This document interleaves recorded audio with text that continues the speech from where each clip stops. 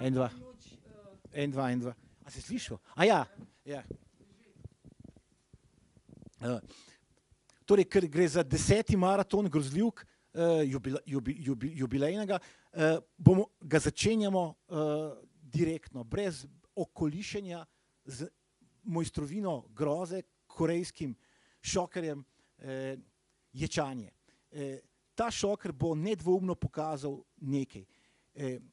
Kaj se zgodi, ko policijski detektiv misli, da nastopa v trilerju, a se izkaže, da nastopa v grozljivki, in kaj se zgodi, ko človek, ki misli, da nastopa v grozljivki, klasični grozljivki, ugotovi, da nastopa v grozljivki, v kateri pošasti ne moreš več zajeti z enim samim pogledom.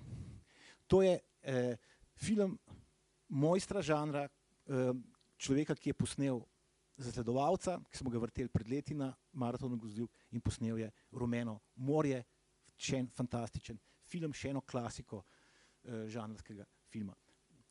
Ječanju bo sledilo evropsko ječanje, sicer posnela ga je Avstralka, Kate Shortland,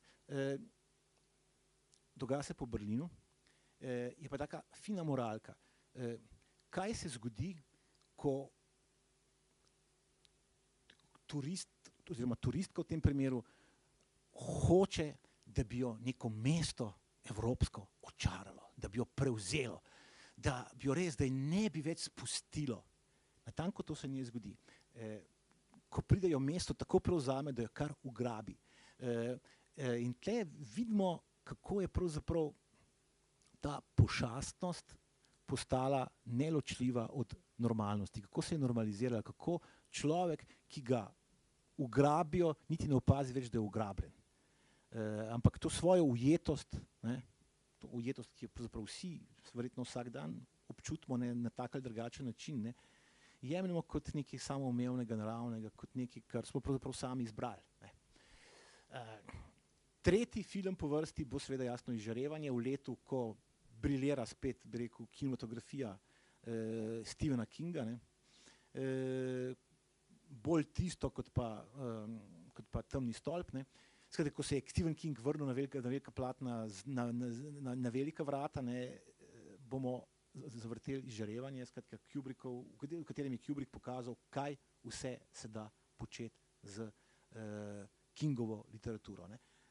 Mnogo filmov je posnetih po romanih in novelah Stephena Kinga, ampak večina je bila zelo slabih, zato ker se preprosto ti, ki so te filme delali, niso zavedali moči filma. Niso se zavedali tega, kaj vse lahko film naredi s tem materialom, s temi zgodbami, s temi novelami, s temi romani. Za Izžarevanjem pride po moje najkontroverznejši film tega festivala, mehiški film Mi smo meso. Bo veliko mesa v tem filmu, ampak film ima po moje genialno in skratka popolnoma originalno premiso, namreč kaj se zgodi na koncu sveta, ki ga preživita le brat in sestra. Kaj zdaj ona dva tam? Ker običajno vemo, preživi konec sveta, preživita moški pa ženska recimo, ali pa kaj takega. Te situacije, brat in sestra, to pa še nismo imeli. Skratka, tle so možnosti brezmejne in film Mi smo meso jih izkoristi. Skratka, ne pusti, bi rekel, ne pusti nobene priložnosti, ne zamudi.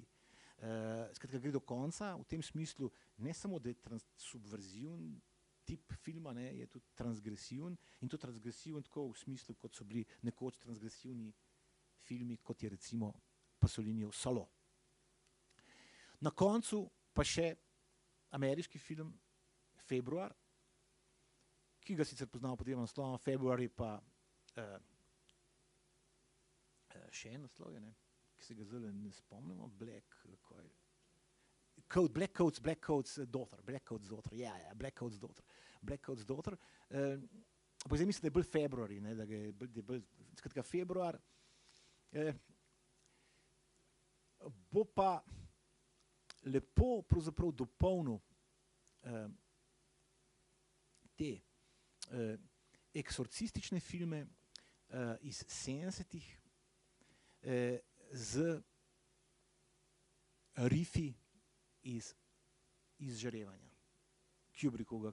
Skratka, tisti, ki bo počakal do konca, ne, bo videl film, v katerem je več rifov iz Izžarevanja, in to moram reči, dosti lucidno, ne, prakticiranih, ne, skratka, več rifov je tukaj noter Izžarevanja, kot pa v Izžarevanju, kot pa v Iztrebljevalcu, ne, v katerem tudi vemo, ki smo zdaj že ravno nadaljevanje videli, ne, v katerem je tudi bilo ogromno rifov Izžarevanja, vse na koncu, v finalu, ki ga recimo v režiserjevi verziji pa ni.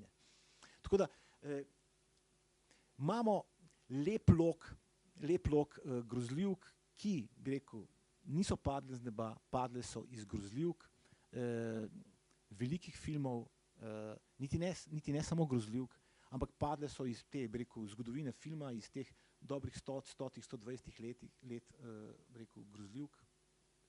Priznam to, da je en izmed prvih filmov, ne smemo pozabiti, bil grozljivka, prihod vlaka na postajo La Ciotat je bil vendarle dojet kot grozljivka, saj je pošast iz ozadja planila v ospredje. Najlepša hvala, to je vse, vljudno vabljeni.